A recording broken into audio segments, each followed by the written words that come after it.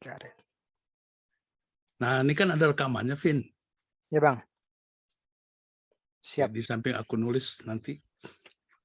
Ya. Aku masih siapkan pulpen dulu nih. Boleh, boleh, Bang. Aduh.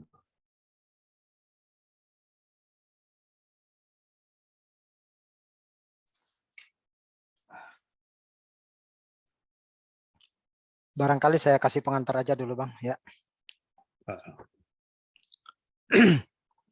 Baik para peserta sekalian, kita sudah ada di pukul 13.40 dari rencana kita untuk diskusi pada sesi kelima dalam short course pekan peringatan ke-44 kebudayaan apa namanya revolusi Islam Iran.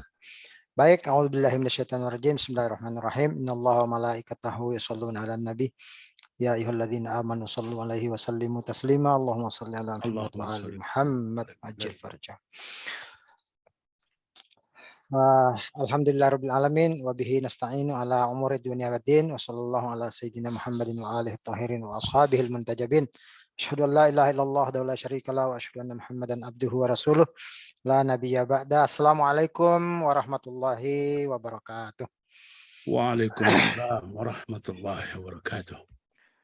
Pertama-tama kita memanjatkan puja dan puji syukur kehadirat Allah Subhanahu wa taala yang memperkenankan kita untuk ada di ruangan ilmiah ini dalam rangka membincang perspektif tentang perang kebudayaan dalam perkembangan terbaru di Republik Islam Iran menyambut peringatan ke-44 kemenangan Revolusi Islam Iran tahun 1979 yang lalu.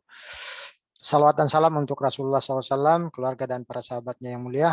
Mudah-mudahan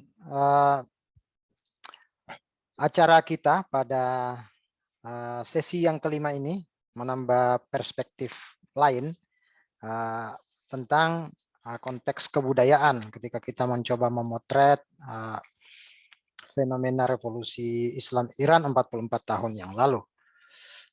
Seperti kita sudah bahas dalam beberapa sesi sebelumnya bahwa kemenangan revolusi Islam Iran adalah sesuatu yang tidak diperkirakan oleh banyak pengamat atau banyak ilmuwan yang mengkaji konteks sosial politik dan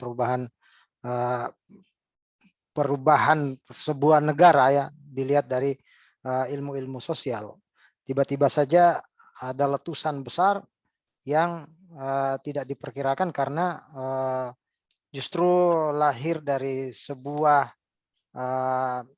kelompok sosial yang beranggotakan unsur-unsur budayawan dan para intelektual yang disebut sebagai faqih atau yang disebut sebagai ilmuwan keagamaan. Kalau di Indonesia mungkin disebut sebagai kaum pesantren dan mungkin para kiai. Nah, kita tahu bahwa sebetulnya Iran tidak sedang menghadapi hanya tekanan politik saja, tetapi sejak dari dulu mereka telah mendefinisikan satu situasi di mana di dalamnya terjadi semacam perang kebudayaan. Kalau kita ibaratkan dengan perangkat komputer mungkin yang bagian ini adalah aspek softwarenya masyarakat yang sedang diserang atau sedang ada di dalam pengawasan dan tekanan dan seterusnya yang kemudian diwaspadai oleh para pemuka Iran sebagai sebuah perang kebudayaan. Imam Ali Khamenei sendiri menulis satu buku tentang perang kebudayaan itu. Dan saya rasa hampir semua ulama yang ada di dalam pusaran revolusi Islam Iran itu juga memiliki catatan penting tentang pentingnya kewaspadaan dalam konteks perang budaya di era berikutnya. Dan memang sangat terasa saat ini bahwa pengaruh budaya dari berbagai sudut dunia itu ikut mewarnai cara bertindak, cara berpikir, dan berbagai macam sudut pandang yang dapat berpengaruh pada corak masyarakat baru. Nah, Indonesia sendiri juga tentu saja merasakan itu bahwa sekarang ini pengaruh Barat, corak-corak Barat itu sudah sudah cukup kental. Kita ingin membincang ini, Bang Sam, Ya, masalah perang kebudayaan ini. Saya ingin sampaikan terlebih dahulu bahwa kegiatan kita ini selain diikuti oleh para peserta dari saluran Zoom Cloud Meeting juga melalui saluran YouTube ICC Jakarta. Para peserta sekalian, pembicara kita atau narasumber pada hari ini adalah seorang budayawan yang dapat kita lihat karya-karya dan tulisannya di beberapa media, utamanya media online ya, yang beliau asuh sendiri, misalnya akarpadi.com. Bang Sam di situ, yang lengkapnya adalah Bang Samsudin Haisi. Beliau memang menekuni pemikiran kebudayaan sejak dulu, dan beliau memang aktif memberikan dalam satu board yang ditugaskan untuk memberikan pertimbangan kebudayaan kepada pemerintah DKI dalam Akademi Jakarta. Baik, saya rasa demikian yang saya antarkan kepada para peserta sekalian. Kami akan persilakan kepada Bang Sam kira-kira sekitar 40 menit untuk menyampaikan pokok-pokok pikiran, Bang Sam, ya, pokok-pokok ya. pikiran saja, apa yang terlintas di dalam topik perang budaya dan tantangan masyarakat Iran saat ini. 15 menit setelah itu mungkin kita akan memberikan kesempatan kepada para peserta yang ikut di Zoom maupun di YouTube untuk memberikan pemikiran-pemikiran yang berbeda atau mungkin bertanya dan lain-lain sebagainya. Baik, demikian Bang Sam, kami persilakan. Oke, Assalamualaikum warahmatullahi wabarakatuh. Waalaikumsalam warahmatullahi wabarakatuh. Oke, mari sama-sama kita bersyukur bahwa Allah memungkinkan kita untuk bertemu pada hari ini. Salawat dan salam kita sampaikan untuk beliau yang sangat mulia, Rasulullah Muhammad SAW dan keluarganya. Jadi saya mendapatkan topik yang berat sekali dalam waktu singkat, dan mohon maaf kalau saya tidak bisa menyampaikan materi karena saat ini saya tengah ada dalam sebuah kesibukan. Agendanya juga sangat padat. Akan tetapi karena wajah saya sudah terlanjur dipasang di flyer, maka saya tidak mengelak, gitu kan. Maka ada sebuah lagu. Lagu itu ditulis oleh seseorang namanya Ali Reza Garbani. Judulnya adalah Aziganeh Nis. Kalau kita terjemahkan itu, jadi judulnya itu Not of Love Only. Jadi bukan sekedar cinta gitu. Liriknya sangat menarik sekali gitu. Kalau kita hubungkan dengan kemenangan revolusi Iran, mungkin ini bahasa sastra yang diam-diam mengalir dalam kerinduan para seniman. Jadi Ali Reza Garbani dengan suaranya yang khas mengungkapkan, jadi tetaplah manis kecuali saat-saat pahit ini. Dia melirik orang-orang yang lelah sekilas.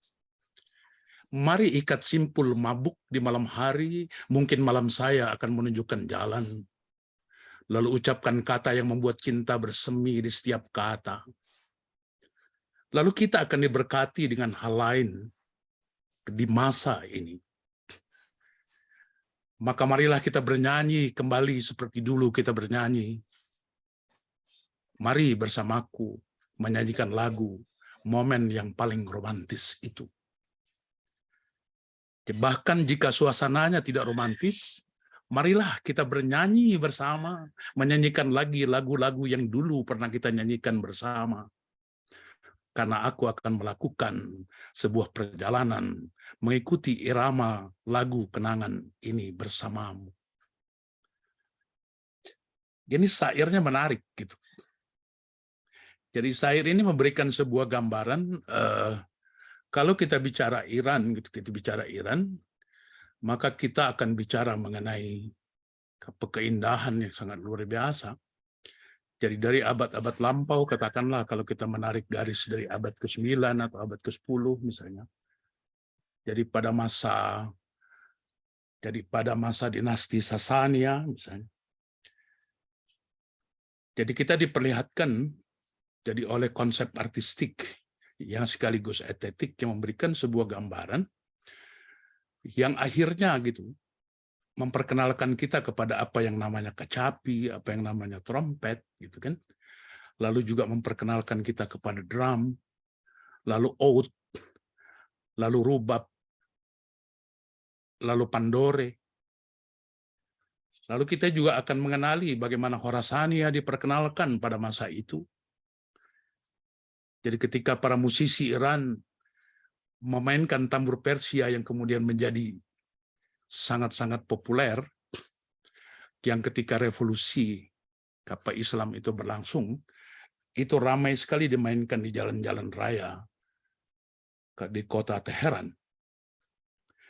Sejumlah ahli teori mengemukakan bahwa, jadi saya ambil satu contoh dari Al-Razi atau Al-Saraksi atau Ibnu Sina, menyebut misalnya beberapa jadi instrumen-instrumen musikal yang menjadi medium untuk mengungkapkan rasa, mengungkapkan nalar, mengungkapkan naluri dan nurani, sekaligus juga untuk mengekspresikan yang namanya driya. Jadi Ibnu Sina misalnya menyebut Rahawi, kemudian Husain, kemudian Ras, lalu Busalik, lalu Zangula, Usak, Hijaz, kemudian ada yang diambil dari nama-nama kota seperti Isfahan, Nafa, Buzurg, kemudian Muhalif, dan sebagainya. Kemudian dari dunia sastra kita mengenal Hafez, yang sampai hari ini amat sangat luar biasa dan sangat dikagumi oleh Goethe dari Jerman. Kemudian pada masa-masa berikutnya ketika Al-Khawarizmi lahir dari keluarga Khawarizm, itu pada abad-abad ke-14, lalu kita mengenal sebuah konsep yang mengawinkan antara art, antara seni dengan teknologi dan sains. Jadi bahkan hari ini kita sudah menjadi bagian masyarakat yang teralgoritmakan. Ya, betul. Yang sesungguhnya itu adalah jadi awalnya itu dihasilkan oleh orang yang memiliki nama Al-Khawarizmi. Jadi Musa Al-Khawarizmi. Atau kita mengenal misalnya jadi tokoh besar ahli ilmu falak gitu, ahli ilmu falak yang memandu kita untuk mengenali kembali mengenai sesuatu yang kita sebut Antartika. Seorang pujangga besar, seorang filosof, sekaligus seorang astronom. Jadi beliau itu namanya Al-Balkhi, yang mengatakan akan ada satu masa jadi sebuah bangsa yang hilang, yang bangsa itu akan muncul kembali, kemudian bangsa itu berdiam diri di sebuah wilayah yang namanya Zangdes. Jadi wilayah itu antara lain memiliki sejumlah kekayaan yang nilai depositnya sangat-sangat besar. Memiliki uranium, memiliki memiliki emas, memiliki pasir besi, memiliki nikel, kemudian memiliki lain-lain lagi, memiliki tembaga dan sebagainya. Yang saya sering menduga-duga, yang disebut-sebut oleh Al-Balkhi itu barangkali kita, gitu, Indonesia, gitu. Akan tetapi saya tidak memiliki keberanian untuk memastikan itu. Hari ini, dalam sebuah kesempatan yang serba mendadak, saya ingin mengatakan bahwa dari semua yang sudah saya sampaikan tadi itu, kalau kita bicara Iran, maka kita sebenarnya adalah bicara tentang sebuah masyarakat, sebuah bangsa yang sangat besar di masanya, sebuah bangsa yang memiliki keunggulan peradaban yang sangat luar biasa, sampai seorang yang memiliki nama Jean Baptiste Kerding, jadi dia mengatakan orang Iran adalah orang yang paling murah hati di dunia, yang dengan sopan santun amat sangat menarik. Karena apa? Karena menurut Abu Al-Hasan Al-Harakani, jadi dia katakan bahwa jadi bagi masyarakat Iran, tamu itu wajahnya membawa berkah, lalu punggungnya membawa hikmah. Walhasil. Nah, Abu Al-Hasan Al-Harakani mengatakan bahwa siapapun yang memasuki rumah ini, itu berikanlah mereka makanan dan jangan tanyakan kepada mereka soal itu keyakinan. Karena bisa jadi keyakinanmu dan keyakinannya berbeda. Karena kalau kau tanyakan itu, maka hilanglah satu hal yang namanya silaturahim.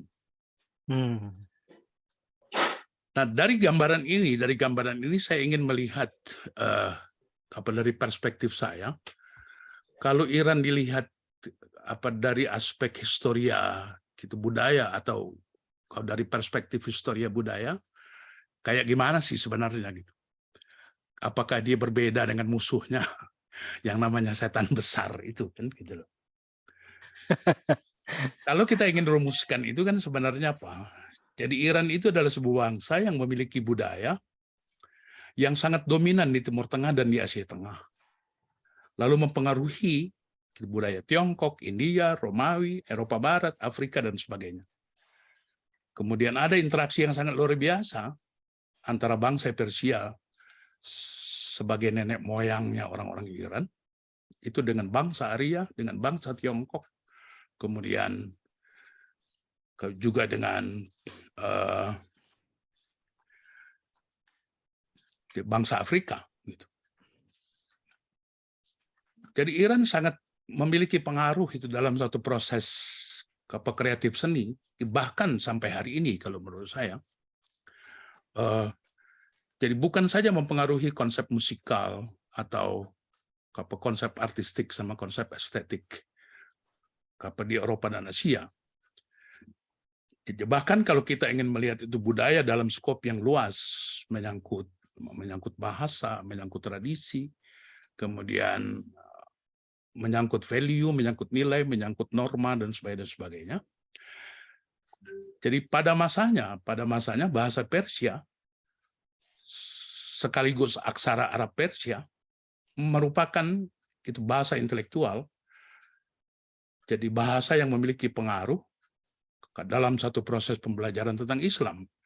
Jadi baik yang disebut sebagai filologi, yang disebut sastra, lalu filsafat, jurisprudensi, kemudian fisika, lalu kedokteran, arsitektur, musik, seni rupa, kemudian craft. Jadi craft itu akhirnya menimbulkan satu tradisi seni yang sangat menarik yang disebut sakakane. Jadi sakakane itu dimulai, jadi perkembangannya, jadi proses membuat semacam tembikar kalau tidak salah, itu untuk mengenang Hazrat Abbas.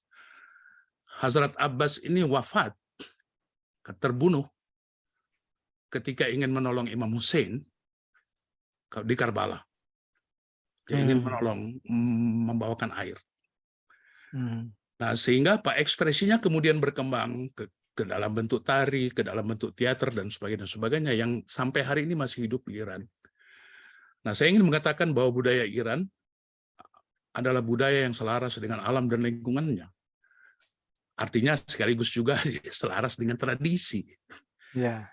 Nah, kemudian hal yang sangat menonjol adalah bahwa masyarakat Iran atau bangsa Iran itu adalah masyarakat yang patriotik, mirip kita lah, gitu loh. Atau kita mirip Iran, saya tidak tahu.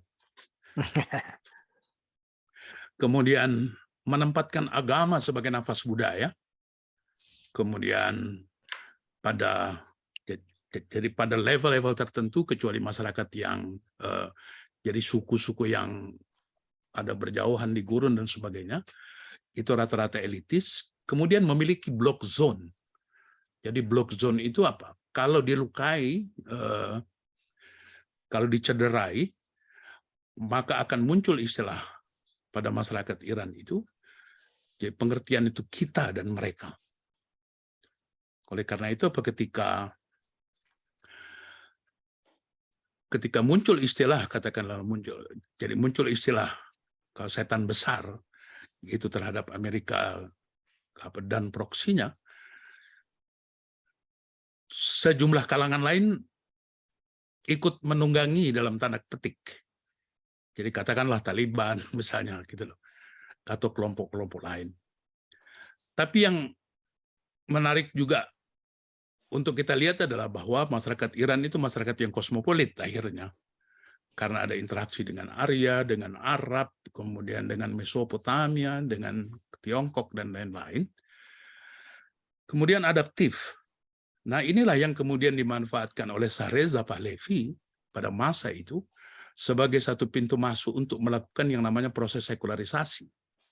Sehingga seorang penyair atau seorang penulis, seorang autor yang memiliki nama Jalal Al-Ahmad menulis mengenai sesuatu yang menarik menurut saya, mengenai wabah dari barat. Jadi wabah yang ketika dia dibiarkan kemudian mengkontaminasi, kemudian akhirnya terjadi yang namanya krisis nilai, kemudian membentuk modernisme westernisasi, membentuk modernisme barat yang memisahkan agama dengan realitas kehidupan, itu budaya secara menyeluruh. Kalau saya sebut itu kebudayaan secara menyeluruh, itu artinya ada politik di dalamnya, ada ekonomi juga di dalamnya, kemudian ada sosial di dalamnya, dan seluruh aspek kehidupan kita. Nah, oleh karena itu ketika bertahun-tahun lamanya, jadi Imam Khomeini, kemudian didampingi oleh anak beliau, Bapak Imam Ahmad, melakukan satu perlawanan yang konsisten terhadap rezim yang membiarkan wabah barat itu mengalir dan merasuk dari sebuah sudut kota di Paris. Jadi Imam Khomeini itu menggunakan apa yang menjadi bahagian dari satu perpaduan kalau menurut saya. Jadi bahasa di satu sisi, kemudian art di sisi yang lain, kemudian teknologi di sisi yang lain. Jadi beliau merekam pidato-pidatonya yang sangat naratif, yang sangat retoris. Jadi bahkan kadangkala retorikanya itu saya membayangkan itu seperti Cicero atau Aristophanes atau Aristoteles barangkali, yang sangat-sangat kuat, aksentuatif, kemudian memiliki ritme yang jelas, sehingga menyentuh masuk ke dalam otak, kemudian masuk lagi ke dalam sanubari masyarakat di Iran, sehingga terjadilah yang kemudian itu saya menyebutnya sebagai sebuah kesadaran ideologis. Jadi kesadaran ideologis itu yang terekspresikan oleh sebuah, kalau di kita itu barangkali namanya pameo kali ya, atau atau sesanti. Bahasa lain dari sesanti semboyan. Jadi ekspresi kesadaran ideologis itu adalah Iran harus menjadi pemain utama dalam peradaban dunia berbasis Islam pada satu ketika. Gitu. Ternyata itu tidak lama. Tidak lama karena pada tahun 1979 terjadilah revolusi Islam yang mencengangkan dunia dan tidak pernah diprediksi oleh para ilmuwan politik sebelum-sebelumnya. Karena biasanya ketika seseorang diburu oleh Shah atau oleh seorang raja atau oleh seorang kaisar, maka dia selamanya akan terkucilkan. Akan tetapi, jadi perpaduan kemampuan bahasa, art, kemudian ekspresi budaya, kemudian tradisi, yang dilandasi oleh, kalau bahasa kita itu barangkali kita menyebutnya sebagai tauhid barangkali gitu. Atau dalam bahasa lain bisa kita katakan sebagai akidah. Sehingga terjadilah revolusi Islam 1979. Yang menjadi tema besarnya itu adalah kembali jadi back to basic kepada esensi nilai dasar. Jadi Iran sebagai sebuah bangsa itu jadi bangsa yang dari aspek kebudayaan itu bersifat otentik. Nah, revolusi 1979 ini beberapa tahun kemudian itu disusul dengan revolusi budaya yang dilakukan itu untuk melakukan satu program besar namanya rekonstruksi budaya. Nah, yang menjadi prioritas dilakukan perubahan pada saat itu adalah university. Jadi kampus-kampus, institusi-institusi pendidikan, kemudian lembaga seni dan sebagainya, yang oleh Barat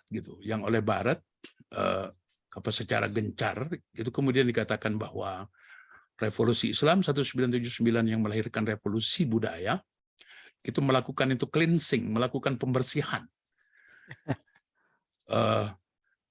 Dan gencar itu dilakukan secara penetratif dan hipodermis bahkan sampai hari ini. Kalau kita mengikuti jadi program-program BBC khusus Persia, jadi secara penetratif dan hipodermis itu masih dilakukan hal yang semacam itu. Nah, yang ingin saya katakan itu adalah ketika revolusi itu terjadi, kemudian rekonstruksi budaya dilakukan, sehingga jadi banyak sekali orang-orang yang pada saat itu sudah mengalami sekularitas, kemudian mengalami kemenduaan, kemudian mengalami ambivalensia, mengalami yang namanya kegamangan, kemudian kalau bahasa Jakarta barangkali jadi kita sebut juga sebagai keribetan dan sebagainya. Jadi beberapa tokoh dari kalangan university itu kemudian hengkang, pergi meninggalkan Iran, kemudian jadi mereka mendapatkan itu suaka di negara-negara yang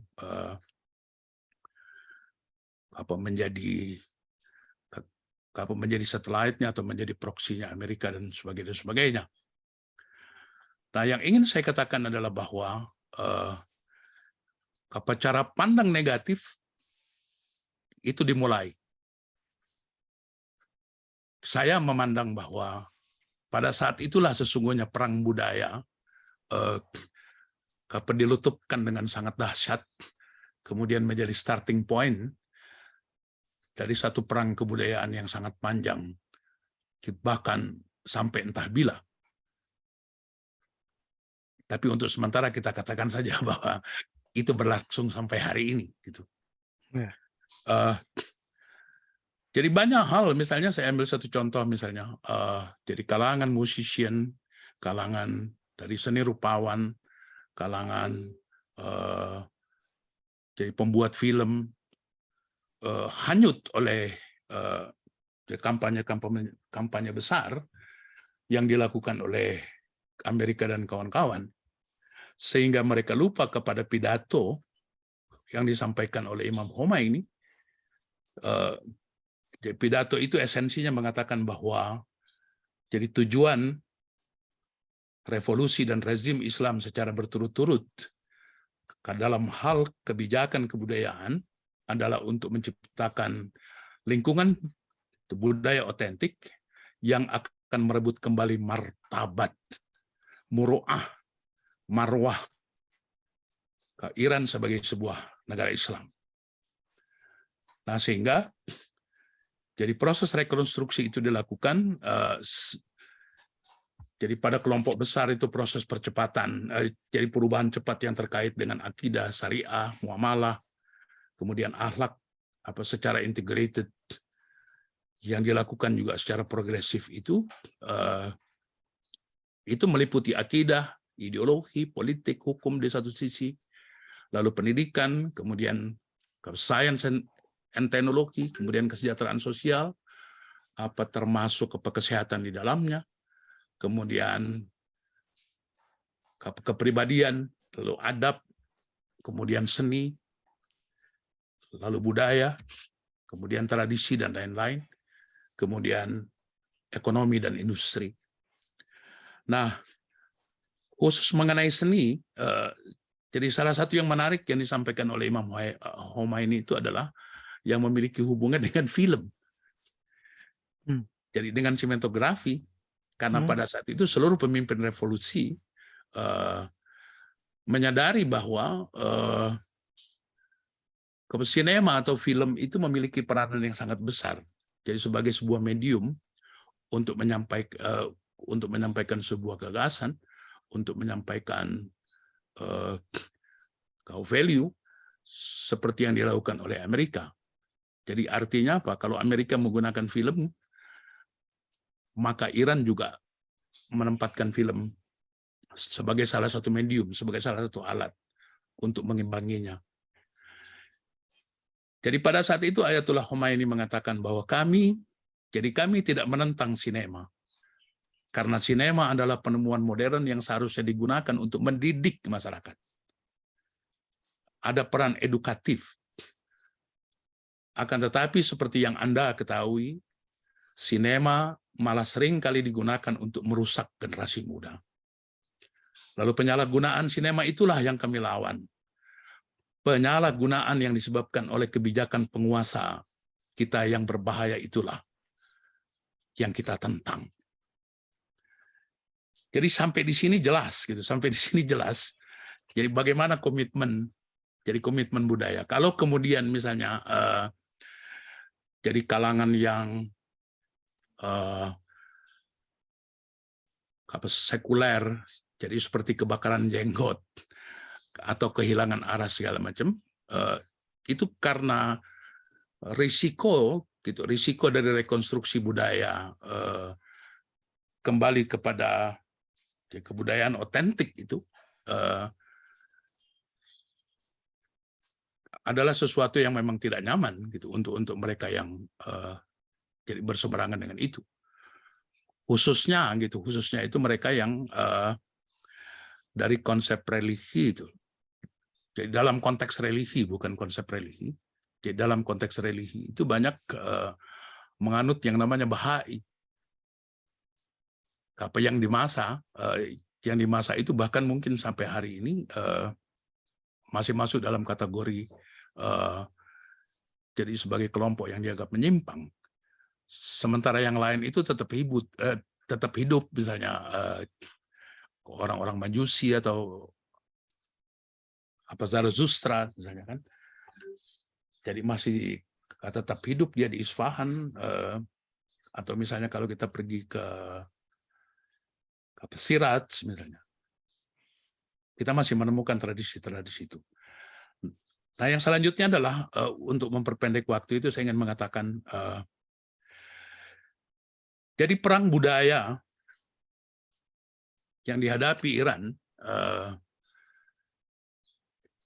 jadi yang pertama semua orang sudah tahu lah. Jadi yang pertama itu embargo politik sama embargo ekonomi dan isolasi politik. yang ini melemahkan yang namanya sistem budaya. Kemudian yang kedua, jadi mereka juga melakukan yang namanya media attack. Apalagi misalnya di abad 20 ketika kita memasuki sebuah era yang namanya era informasi, jadi bagaimana produksi jadi telepon pintar, jadi smartphone itu dilakukan massal, kemudian lalu disasarkan kepada negeri-negeri berpenduduk Islam jadi terbesar, supaya mereka hanyut, masuk, dihempas oleh gelombang besar yang namanya singularity. Jadi tingkat ketergantungan yang amat sangat tinggi kepada gadget, gitu loh. Jadi media attack dilakukan ketika kemudian kita bergerak dari era informasi ke era konseptual. Jadi formatnya itu sudah berubah menjadi multimedia, menjadi multi channel, menjadi multi platform. Apalagi sekarang kita kenal ada yang namanya TikTok, ada yang namanya Instagram, ada yang namanya YouTube, kemudian ada lagi Twitter dan lain-lain. Nah, hal yang semacam itu dilakukan secara khusus gitu, secara khusus itu untuk melakukan yang namanya penghancuran citra. Jadi penghancuran, jadi citra pemerintahan Islam kalau menurut saya untuk melakukan apa? Untuk melakukan satu proses memupuk kembali atau memupuk ulang yang namanya sekularisme. Kemudian melakukan jadi proses pembusukan dari dalam negeri itu melalui agensi-agensi budaya. Nah, seperti kita baca misalnya ada banyak sekali aktris atau selebritis yang meninggalkan Iran, kemudian mereka pergi ke Eropa, mereka pergi ke New York, mereka pergi ke Paris, segala macam. Di tempatnya yang baru itu kemudian mereka mengekspresikan sesuatu yang amat sangat bertentangan. Jadi pose-pose foto mereka sangat sensual dan sebagainya. Yang kalau kita ingin dalami, misalnya kita kejar itu sebenarnya apa? Ada persoalan lain yang mempengaruhi mereka juga, yaitu satu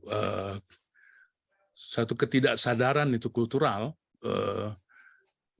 memburu materi, kemudian memburu yang namanya popularitas dan sebagainya.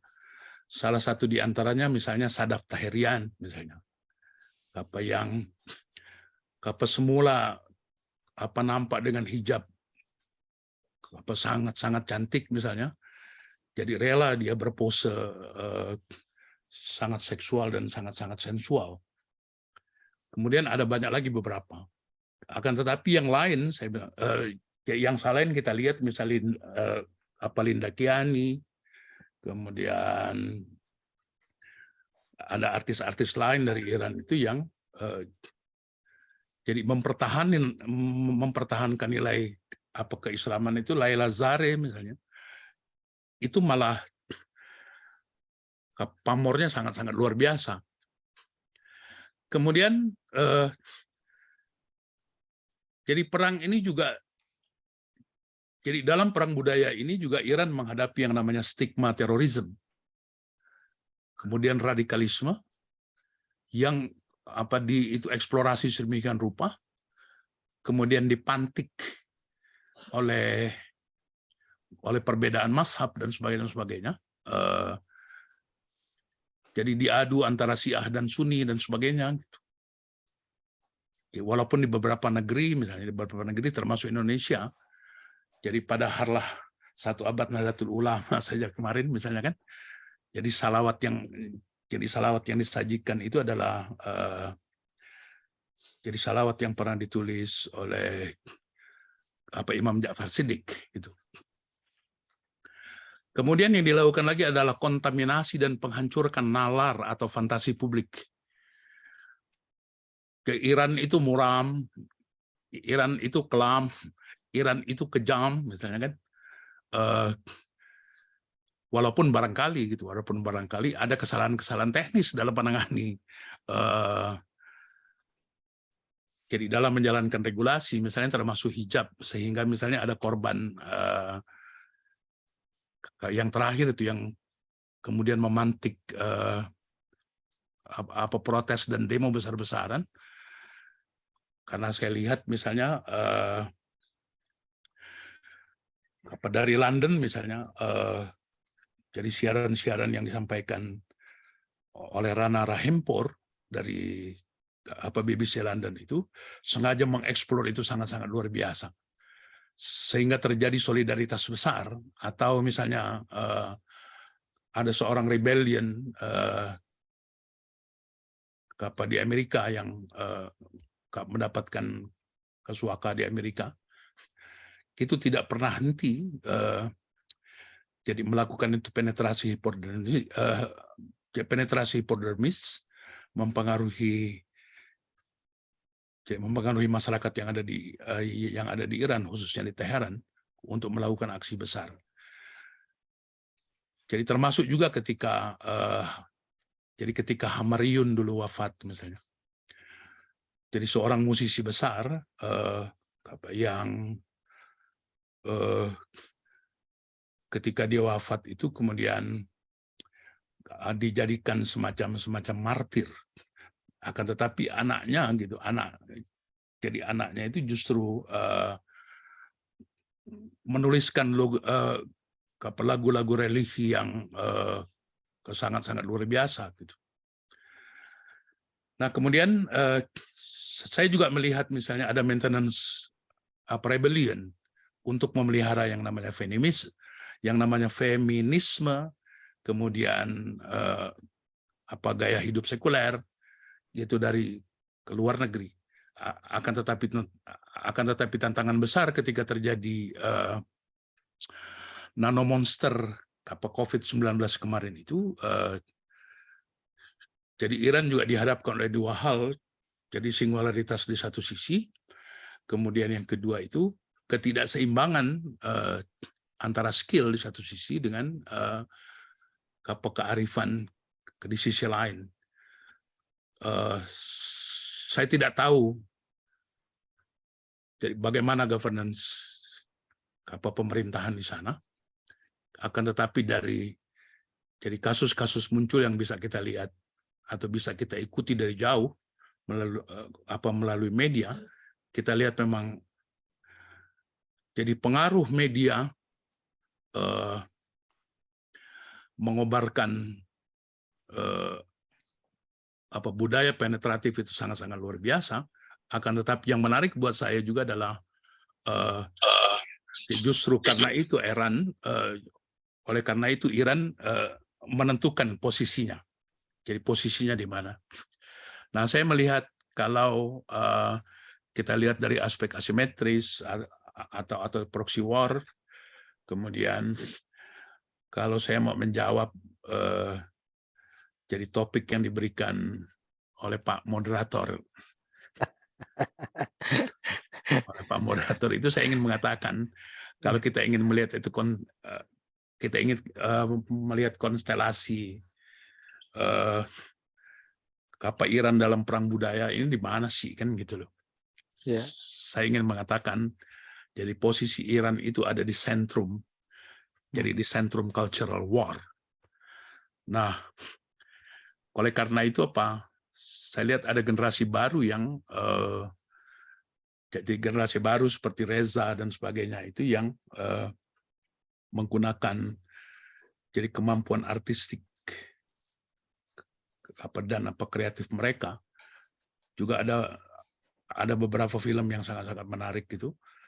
Jadi misalnya Reza itu jadi bikin video klip itu yang sangat-sangat luar biasa. Jadi dia berikan itu gambaran bagaimana jadi sebuah kota masyarakatnya semua tertidur kecuali hanya yang memiliki cinta. Nah, sehingga apa yang ditampilkan oleh Reza melalui video-video tiknya mengenai kerinduan dan sebagainya, memberikan kembali kesadaran kita tentang Iran yang kalau dilihat dari aspek seni dan budaya sudah sejak lama memiliki kekayaan artistik, kemudian kekayaan estetik yang oleh revolusi kebudayaan, kemudian diperkuat oleh yang namanya kekayaan atau ketinggian nilai dari etik, sehingga orientasinya adalah kepada yang pertama, jadi yang mungkin akan masih menjadi pekerjaan rumah adalah ketika law enforcement itu akan harus didorong menjadi justice, ketika estetika masih dikembangkan menjadi civilization, kemudian love ketika harus dikembangkan menjadi humanity. Karena seperti yang disampaikan oleh Laila Nairiz yang mengatakan bahwa sekarang melalui seni dan budaya kita memelihara itu perlawanan peradaban. Makasih, Vin. Wassalamualaikum warahmatullahi wabarakatuh. Waalaikumsalam warahmatullahi wabarakatuh. Menarik sekali Bang Sam. Satu paparan yang sangat runut dan memang ditunggu-tunggu oleh publik kita, sebab budayawan yang mengungkapkan kebenaran tidak semata-mata larut di dalam urutan-urutan logika yang menarik, tapi dia dilambari dengan estetika dan konteks perbincangan yang dipadu dengan perjalanan urutan-urutan perjalanan waktu yang seolah-olah bercerita, berdialog kepada kita tentang bagaimana perubahan-perubahan itu dihiasi dengan sebuah kekuatan, sebuah nilai, sebuah energi yang sekarang ini sedang kita definisikan sebagai sebuah cara melawan dalam sebuah perang budaya, seni melawan, kira-kira begitulah. Seni melakukan perlawanan dalam seni budaya, perang budaya. Menarik karena di akhir tadi Bang Sam memberikan aksentuasi bahwa Iran ada di sentrum cultural world. Jadi ada generasi baru yang berusaha untuk membangkitkan energi, di mana mereka memadukan kekuatan-kekuatan logika, etika dan estetika itu di dalam ekspresi kebudayaan mereka. Ada rasa percaya diri yang demikian kuat bahwa yang memusuhi ikhtiar peradaban di Iran itu adalah sesuatu yang tidak paham peradaban yang sesungguhnya. Andai kata mereka paham, kemungkinan mereka akan surut beberapa langkah untuk memikirkan ulang bahwa yang mereka musuhi ini adalah dirinya sendiri. Saya rasa teman-teman sekalian, perbincangan yang sangat menarik apabila kita coba angkat di dalam dialog. Seperti biasa saya siapkan waktu kira-kira 10-15 menit untuk memberikan pertanyaan kepada narasumber kita. Tidak usah takut-takut, tidak usah maksud saya khawatir bahwa konteksnya pertanyaan biasa saja, tidak harus berseni seperti budayawan kita Bang Sam. Biasa saja menanyakan sesuatu, tidak apa-apa. Nanti Bang Sam yang akan memolesnya dalam konteks yang lebih indah. Silakan teman-teman sekalian, boleh juga menitip ke saya pertanyaannya, nanti saya bacakan, atau menulis di kolom chat atau raise hand. Teman-teman yang ada di YouTube, silakan memberikan titipan pertanyaan kalau ada yang ingin disampaikan.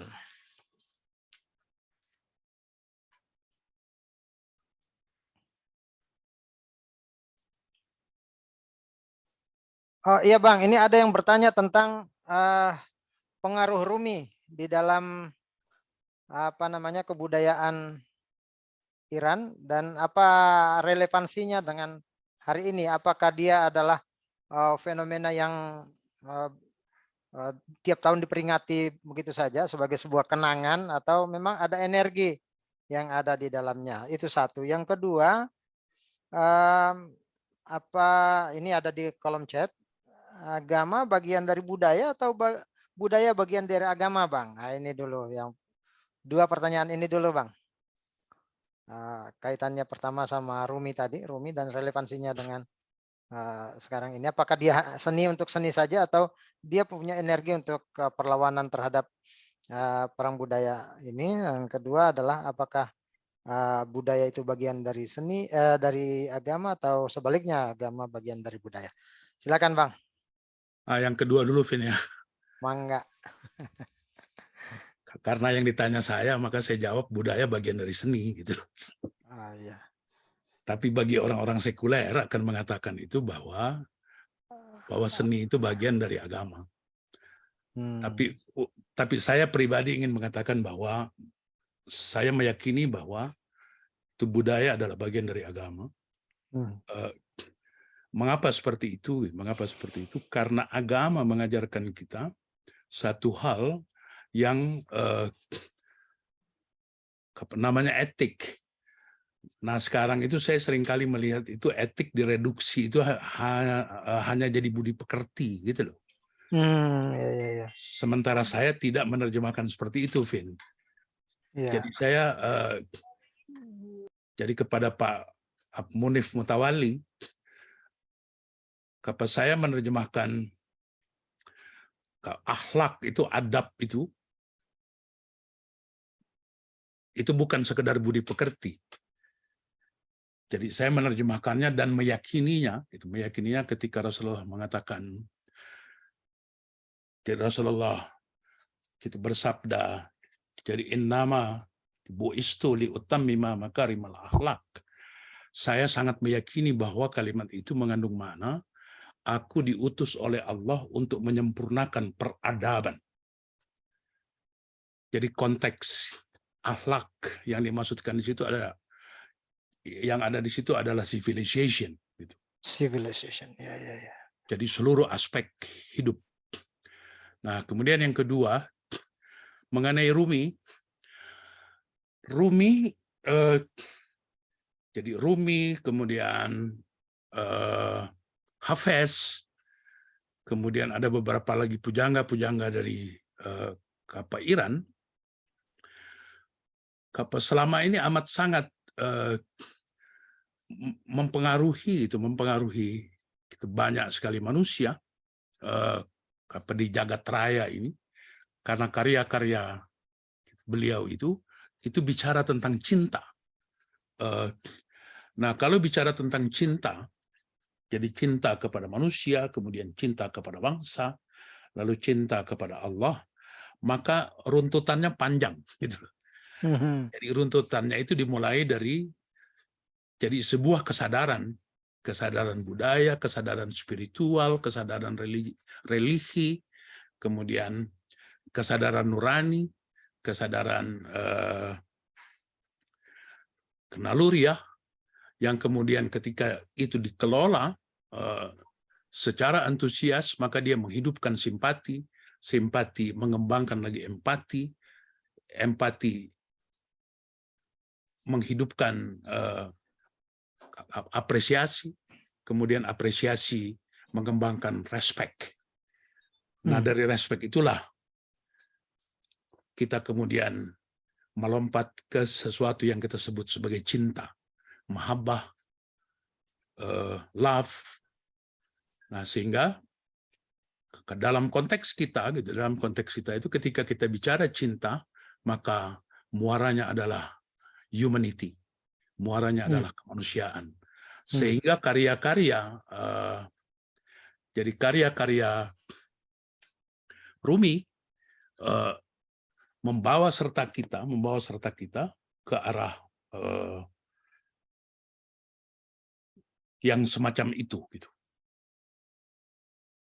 Jadi karya-karya Rumi, kemudian karya-karya Hafez, kemudian jadi karya-karya pujangga yang lain dari Iran, kemudian jadi pujangga-pujangga Islam lainnya, membawa kita kepada sebuah kesadaran untuk mengenali diri kita sebagai manusia.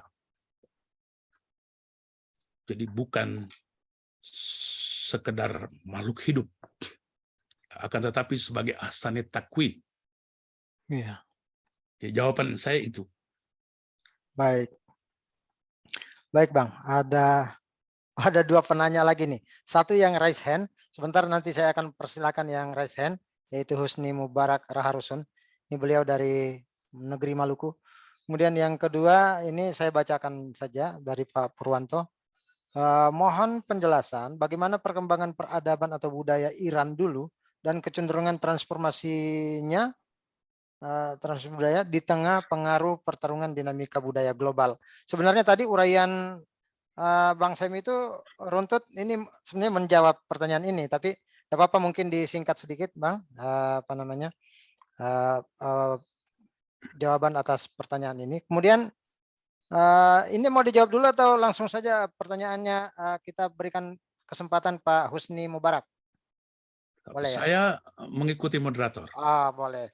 Oke, kalau begitu ini satu pertanyaan tadi, apa namanya, perkembangan peradaban Iran dan kecenderungan transformasinya di dalam dinamika budaya global.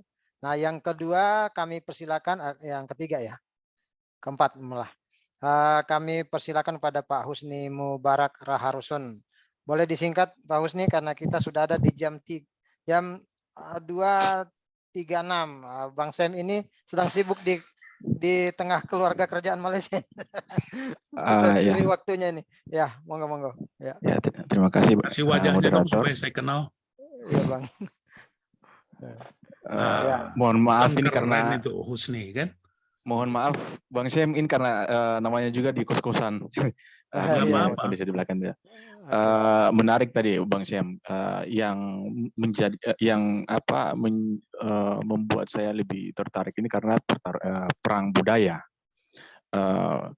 Sebagaimana kita tahu bahwa ada seorang penulis asal Swedia, dia bernama Jurilina. Dia mengatakan bahwa untuk menghancurkan suatu bangsa, maka yang pertama hancurkan dulu sejarah pada bangsa tersebut. Ya. Kemudian yang kedua, kuburkan kebenaran-kebenaran sejarah negara tersebut. Dan yang ketiga adalah doktrin pemuda-pemuda yang ada di bangsa tersebut, katakan bahwa jangan ikuti para leluhurnya, karena para leluhurnya itu bodoh dan primitif. Nah, itu adalah tiga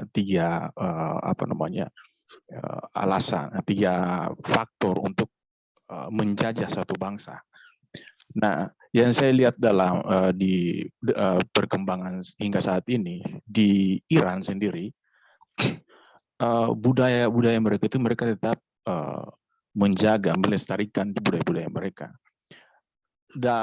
Karena kebetulan saya studinya di Universitas Pertahanan, mengambil jurusan peperangan asimetris, di mana kalau dalam konteks perang asimetris, target utamanya adalah budaya, politik, ideologi, ekonomi, dan sosial.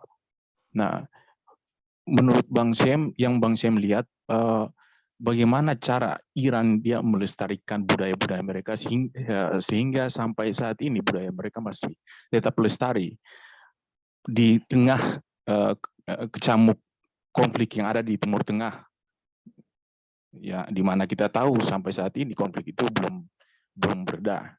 Baik. Kemudian yang kedua, ya, izin moderator yang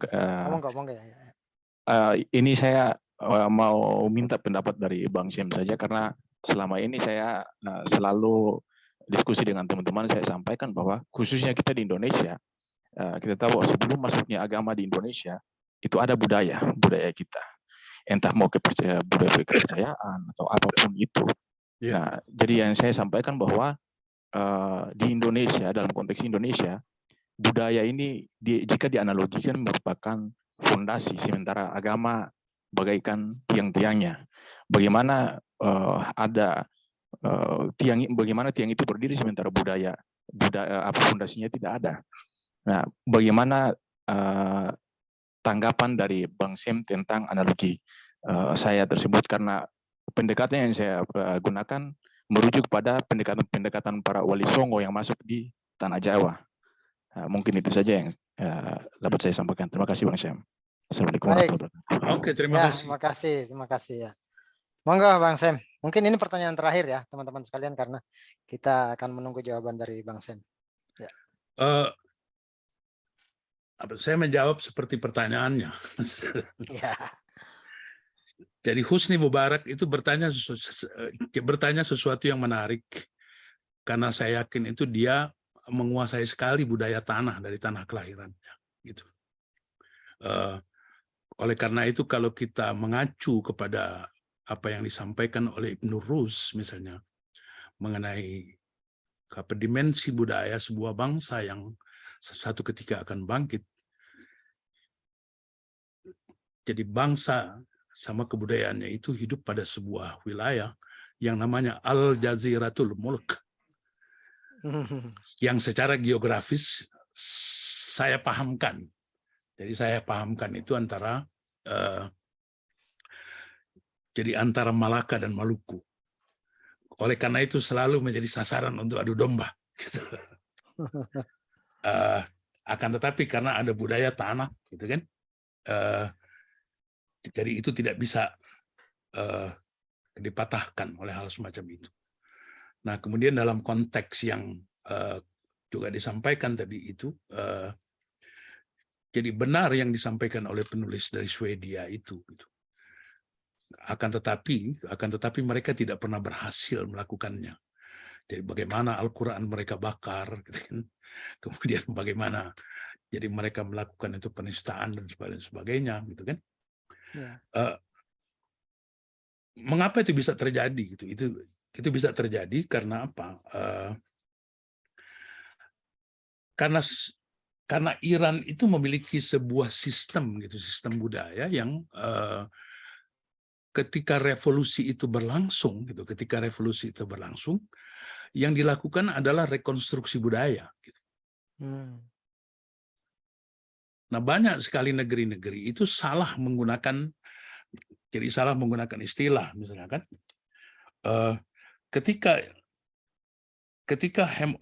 ketika Khomeini memilih revolusi sebagai satu proses perubahan cepat, maka seluruh actionnya itu adalah revolusi. Nah, sementara ada sebuah negeri menggunakan idiom reformasi, kemudian tidak mampu memelihara reformasi, karena reformasi itu perubahan yang melelahkan, akhirnya bergerak menuju deformasi. Gitu. Iya. Maksudnya ingin menata ulang, gitu, deformasi, akhirnya menghancurkan apa yang ada. Gitu. Nah, Iran memilih kata revolusi. Jadi ini ada kaitannya nanti dengan yang ditanyakan oleh Pak Purwanto ya. Ketika misalnya kita mencoba melihat misalnya kajian dari Dr. Laila, jadi dari University Toronto tentang harem. Jadi mulai dari yang namanya dinasti Kajal sebelum Shah gitu kan, kemudian eranya Shah Iran, dengan modernismenya gitu. Yang terjadi adalah bahwa jadi upaya menghancurkan itu tidak pernah berhasil gitu. Karena apa? Gitu. Karena yang pertama sistem pendidikan. Jadi sistem pendidikan itu misalnya saya ambil satu contoh pada level itu dasar dan menengah, itu di samping anak-anak itu mendapatkan aritmatika, mendapatkan matematika, mendapatkan hal-hal yang berhubungan dengan saintifik yang dihubungkan langsung itu dengan nenek moyang mereka yang melahirkan teori-teori itu. Jadi mereka juga diberikan porsi besar. Jadi diberikan porsi besar itu pada agama dan budaya. pada sastra, kemudian pada seni, gitu kan gitu. Ya. Jadi saya ambil satu contoh, kalau kita bisa menerapkannya di sini kan sebenarnya apa yang dilakukan oleh Wali Songo atau oleh yang lain-lain juga seperti itu. Sehingga kita memiliki keragaman yang sangat luar biasa. Misalnya dari Aceh kita mengenal sebuah sesanti dari Aceh itu mati anak Bapak Jerat, mati anak Tapamita. Kalau anakmu mati, kamu tahu di mana makamnya, dan kalau budayamu mati, kemana kamu mau cari gantinya. Kemudian kalau kita pergi ke Sulawesi, misalnya kita mengenal yang namanya pada Ilo, Sipatua, Sipatokong. Jadi sebuah value nilai sosial yang sangat-sangat erat, akan tetapi pada satu titik ketika menghadapi badai itu perubahan, maka kalimatnya itu akan berubah menjadi kalimatnya berubah menjadi koaleangi telangan atau alia. Gitu. Ya. Akan tetapi untuk mencapai itu segala macam kita perlu ke Banten. Kita perlu ke Banten untuk ngapain? Kita belajar sumega bulan kadi bulan 14 nadak dekai odak karaton Nabi Sulaiman, ngadalah keharap siap, ngadalah ke tukang hayang, ngadalah ke gigir belencik, maka siap kana pentek, maka asih kana pipi, awaking ratu asian wong sajagat kabe asih ka awaking. Sebuah jangjawakan yang mengajarkan kepada kita, rumuskan vision itu yang mudah dipahami semua orang, kemudian wujudkan itu melalui mission yang orientasinya kepada kesejahteraan, lalu how to package your ideas. Jadi kemas yang namanya gagasan Anda. Nah sehingga apa yang dialami, misalnya yang dialami oleh Iran itu mestinya akan menjadi sebuah pelajaran yang besar juga buat kita gitu, untuk memahami misalnya. Jadi bagaimana jadi kalangan intelektual, kemudian kalangan seniman, kemudian kalangan ulama itu konsisten. Jadi konsisten pada yang namanya konsep perubahan itu misalnya. Nah, mengenai yang disampaikan tadi oleh Husni, jadi saya ingin mengatakan satu hal. Kalau saja budaya adalah bunga-bunga yang indah dan harum, maka agama itulah yang mewadahinya. Karena agama itulah tamannya. Lalu di taman agama itulah engkau menanam. Jadi benih-benih budaya. Sehingga yang dihasilkan adalah keindahan. Wallah, Masya Allah. Nah, itu Husni. Nah kemudian Bukan khusus untuk Mas Purwanto. Jadi pertanyaannya ini menarik dan walaupun saya sudah sampaikan tadi hampir keseluruhannya, tapi saya ingin mengatakan bahwa kalau kita menarik misalnya dari abad ke-9 sampai abad sekarang ini, abad ke-21 itu, jadi itu tidak pernah terputus gitu. Jadi perkembangan peradaban dan budaya Iran itu tidak pernah terputus. Jadi mulai dari Khorasania, kemudian dari Huri, Hawarizmi, kemudian Timuri, kemudian Abdul Qadir Ibn Ghaibi, kemudian lalu dinasti Safawi, kemudian lalu berkembang lagi akhirnya sampai ke Syah Iran. Akan tetapi ketika sampai di Syah Iran, nah itu terjadi satu proses yang menyebabkan perlunya gitu. Jadi perlunya evaluasi ulang jadi dari proses perubahan itu. Akan tetapi yang menarik kemudian adalah bahwa kalau kemudian ditanyakan jadi kecenderungan transformasi gitu budayanya sekarang, jadi dalam konteks global itu, jadi saya melihat bahwa Iran itu salah satu negara walaupun dikucilkan, direndahkan, dimusuhi dan sebagainya. Jadi mereka memiliki focal concern yang jelas. Nah, vokal concern-nya itu tidak banyak gitu loh. Jadi vokal concern-nya itu, jadi yang sudah saya sampaikan tadi, hal-hal yang menyangkut akidah, di dalamnya ada ideologi, ada politik, ada value gitu kan. Ya, ya. Kemudian yang kedua misalnya hal-hal yang menyangkut syariah, hukum, yang hukumnya itu melakukan satu proses perubahan mengikuti zamannya. Jadi masuklah sistem demokrasi yang diambil sebagian besar itu pada demokrasi awal yang diluncurkan oleh Sayyidina Ali Karamah Wajah gitu. Ya. Kemudian terus jadi terjadi evaluasi. Kemudian yang ketiga itu orientasinya itu kepada kecerdasan dan kearifan. Jadi kepada pendidikan, lalu budaya, penguasaan sains dan teknologi. Nah, yang paling akhir itu adalah kemampuan ekonomi dan politik. Ada militer di situ. Ada bagaimana konsep yang namanya konsep pertahanan. Sehingga orang melihat dari luar seakan-akan ada dominasi dominasi sepatu Lars gitu loh. Jadi kita harus melihat satu negara itu jadi berdasarkan value yang ada di dalam negara itu gitu.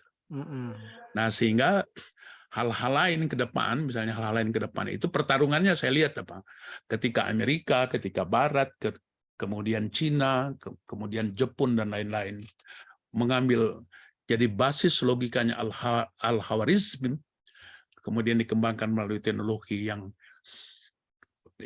sekarang menjerat kita sehingga menjadi masyarakat yang teralgoritmakan, maka saya menduga tidak mustahil. Jadi tidak mustahil ilmuwan yang ada di sana itu melakukan jadi kajian lebih mendalam dan evaluasi ulang. Karena kalau saya menonton beberapa video klip yang mereka bikin itu simbol-simbol itu sudah ada. Jadi misalnya video klipnya Kapareza itu dia menggambarkan jadi bagaimana sebuah masyarakat itu semuanya terpejam. Hanya ada 3 orang saja yang tidak terpejam. Jadi 2 orang kekasih dan anak kecil gitu. Jadi orang bawa taksi sambil terpejam, lalu minum kopi terpejam, kemudian jalan kaki terpejam sebagainya. Sebuah simbol yang sangat luar biasa menurut saya, bahwa saat ini kita sedang menghadapi sebuah zaman, yang di zaman itu kita akan menghadapi yang namanya singularity, kita akan menghadapi transhumanity, kemudian kita juga akan menghadapi rumors yang menjelaskan mengenai perang, mengenai terorisme, mengenai ketahanan pangan yang mengalami yang namanya krisis, kemudian juga menyempitnya bandwidth gitu. Kemudian mengharuskan kita melakukan sebuah kaji ulang secara budaya. Ketika orang mengatakan yang namanya globalisasi, maka jadi virus corona kemarin sudah membuktikan kepada kita bahwa kapitalisme global rontok. Sosialisme mondial rontok. Sementara Allah melalui Rasulullah Muhammad memberikan contoh kepada kita untuk mencapai satu konsep baru yang namanya universe itu prosperity. Ini adalah tantangan ke depan gitu loh. Jadi tantangan perubahan itu global. Universe itu prosperity karena manusia diciptakan sebagai rahmatan lil alamin. Islam ada itu juga sebagai rahmatan lil alamin. Allah. Wassalamualaikum. Waalaikumsalam warahmatullahi wabarakatuh. Baik. Sayang sekali waktu kita sudah ada di penghujung acara, Bang Sam. Ini sebenarnya kita masih haus sekali dengan analisis dan perspektif yang lebih segar. Tapi sayang kita harus mengakhiri sesi ini karena sesi ke-6 akan segera masuk lagi. Saya juga sudah ditelepon-telepon. Itu dia. Padahal masih banyak hal gitu, masih banyak hal itu nantilah. Ya nanti kita akan Kita ini segala macam. bikin. Karena ada yang menarik. Ya. Jadi saya ambil satu contoh gini loh, Vin. Iya Bang. Jadi revolusi Iran 1979 itu, jadi ditambah lagi jadi 10 tahun kemudian, itu 10 tahun kemudian ketika terjadi perang Iran dan Irak itu, ya. hal yang sangat penting adalah terpeliharanya sebuah kesadaran itu bahwa yang namanya seni dan budaya memainkan peran yang sangat penting dalam sejarah revolusi. Itu poinnya. Nah, sehingga Pak, ketika terjadi perang budaya lebih penting lagi dia, gitu. Iya, betul sekali. Oke, mohon maaf kalau ada hal-hal yang kurang berkenan. Kevin ya? Nggak kedengaran, Vin? Ya, saya bilang tadi bahwa sangat surprise bagi kelompok ini untuk bisa dikunjungi oleh Bang Sam dalam acara ini. Kami silakan kepada panitia untuk menyajikan sertifikatnya kepada Bang Sam secara virtual. Nama saya pakai N depannya itu. Oh, oh ya, N Samsudin Haisi ya. N Samsudin Haisi. N Samsudin Haisi. Oke, nanti kita akan N Samsudin Haisi. Nah, ya, sehat titik. Ya, siap. Baik, nanti Sorry, kita Vin, akan ya baik Bang. Ya. Teman-teman sekalian, kita akhiri mudah-mudahan sesi. Bermanfaat. Amin. Kita akhiri sesi ini. Insya Allah pada sesi berikutnya, maksudnya pada program berikutnya kita akan hadirkan kembali Bang Sam dengan topik-topik yang lain tentang kebudayaan, dan boleh jadi kita akan menyorot kembali Nusantara kita dan kondisi regional kita di Asia Tenggara. Baik, terima kasih banyak sekali lagi Bang Sam. Ya. Ya, Assalamualaikum warahmatullahi wabarakatuh. Waalaikumsalam warahmatullahi wabarakatuh.